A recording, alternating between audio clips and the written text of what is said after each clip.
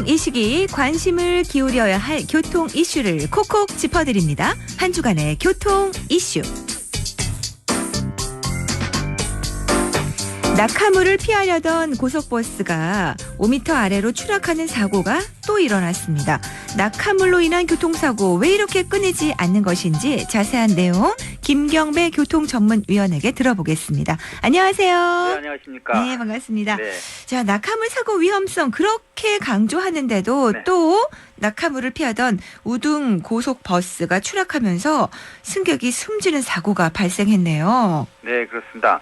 지난 23일이죠. 땅거미가 질 무렵 논산시 천안 논산고속도로 상행선 205km 지점에서요. 커다란 낙하물을 피하던 금호고속 21인승 프리미엄 버스가 가드레일을 받고 추락을 했습니다.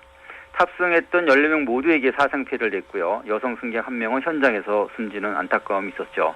이번 참사도 1000kg이 넘을 것으로 이렇게 추정되는 합성 수지포대 2개를 버스가 타고 넘을 경우 전복된다는 판단에 아마 급히 핸들을 돌리는 순간 중심을 잃은 좌충 우돌이 가드레일을 뚫고 추락으로 몰고 갔다는 이런 예상을 내놓고 있습니다. 아, 그렇군요. 대형 버스였는데도 그 낙하물을 타고 넘을 엄두가 안 났기 때문에 피하다가 결국 이런 참사로 이어진 거죠? 네, 그렇습니다. 대형 사고, 특히 그 2차, 3차 사고로 이어지는 화물 불량 결속과 결박에 의한 이런 도로 낙하물들은요, 대부분 떨어진 화물차 뒤를 따라가던 차가 희생 타켓이 되고 있습니다. 네. 승객 탑승이 적었던 프리미엄 버스도 앞서가던 25톤 화물 트럭에서 떨어졌던 이 합성수지 포대 2개를 피하면서 먼저 그 1톤 화물 트럭 조수석 부분을 추돌한 후에 오른쪽 가드레일을 들이받고 추락한 것으로 이렇게 밝혀졌습니다. 네. 한 화물차 운전자의 부주의와 또 과적하는 이 풍토가 빚어진 그 도로 낙하물이 14명이 탑승한 버스를 추락시켜서 형체를 알아볼 수 없을 정도로 부서뜨린 그런 원흉이 되고 말았습니다. 그렇습니다.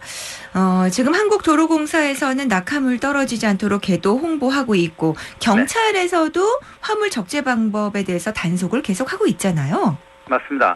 하지만 이런 제도도 규정 그리고 법은 낙하물이 되는 원천적인 문제, 즉 낙하가 안 되도록 결박시키는 화물 적재 방법과 기준에만 이게 근거되어 있습니다. 네. 때문에 사고로 이어질 수 있더라도요. 사고 전까지는 과적과 적재 불량 단속만이 가능합니다.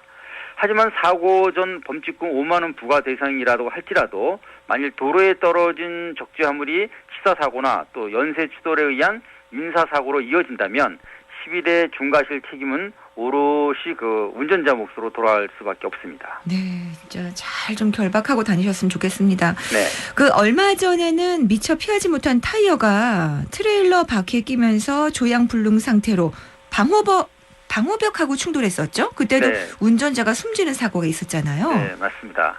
이렇게 갑자기 출몰하는 낙하물이란 커다란 복병을 피하기 어렵고요. 특히 전방 시야가 좋은 주간보다는 야간 사고, 지금 같은 야간에 더 피하기 어렵고 또 실제 사고도 많다는 그런 결과가 있습니다. 네. 의식적으로 피한 운전자는 아마 한순간 버스가 뒤집힐 수 있다는 생각을 했을 거고요.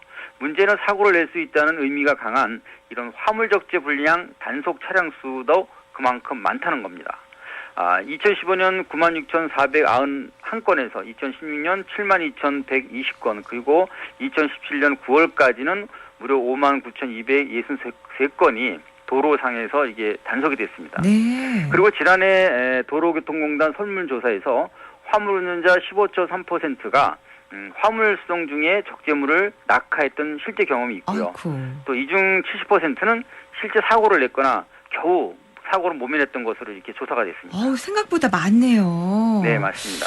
우리도 좀 선진국처럼 네. 특정 화물차에 대한 적재 방법 매뉴얼을 제정하는 것도 시급할 것 같고요. 네네. 그리고 개방형 차량은 고속도로 진입을 막자는 그런 제안도 있었다고요? 네, 그렇습니다. 미국과 일본, EU 등처럼 안전한 적재 방법 메뉴를 만들자는 의견이 크고요. 또 적재 물량 빈도가 높은 이런 개방형 화물차를 고속도로 진입을 시키지 말자 이런 얘기까지 나왔습니다. 하지만 가장 중요한 해결법이자 대처 방법은요. 안전을 위협하는 3대 요소 해결입니다. 네. 과적과 과속, 과로가 없는 이런 화물 수송 문화와 또 도로교통법상 5만 원 범칙금을 수준을요. 국토교통부의 도로법 수준 이상으로 이게 격상시키는 것도 네. 시급하다고 생각이 됩니다. 그렇군요.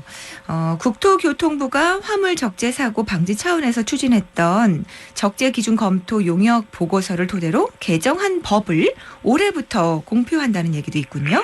예, 그좀 기대를 좀 많이 했지만 좀 실망스러운 면도 없지 않아 있습니다. 네. 지난 12년 6월 20일에도 도로 파손과 사고 주범인 과적가 또 적재 불량 대국민 선포식이 있었는데요. 당시 연평균 50여 건의 적재 불량 낙하물 교통사고가 강조되면서 적재함에 탑을 씌우는 요즘 탑차들이 많지 않습니까? 네. 그래서 이제 탑차들이 그때부터 늘어나기 시작했고 하지만 지금도 의무사항은 아닙니다. 해도 되고 안 해도 됩니다. 게다가 올해 개정되는 조항에서도요. 이런 화물 형태에 따른 적재와 하역 방법이 이제 먼저 우선시 됐습니다. 왜 그러냐면 이게 박스가 있음으로 해서 하역을 어렵게 하고 또 짐을 못 실게 되는 그런 화물도 있거든요. 그래서 이런 일률적 적용이 불가능한 판단에 앞서서 네. 이번 개정은 아마 그 내장탭 설치를 유도하거나 또 적재 포장을 잘해라 또는 고정장치 규정 강화 정도로 끝날 것 같습니다. 예. 그래서 2019년 톨게이트 진입 화물차 중량 자동 특정과 또 과적 판명 시 즉시 경찰 정선도 또 4.5톤만이 주 대상이 되고 있고요. 그래서 정작 많은 짐을 싣고 도로를 질주하는 이런 대형 화물차는 제외된 상태가 되겠습니다. 언제 이런 대형 화물차들이 포함될 수 있을지도 아직은 미지수라 좀 많이 걱정이 됩니다. 그렇군요. 자, 오늘 소식 잘 들었습니다. 고맙습니다. 네, 감사합니다. 네, 지금까지 김경배 교통위원과 함께 한 주간의 교통 이슈 전해드렸습니다.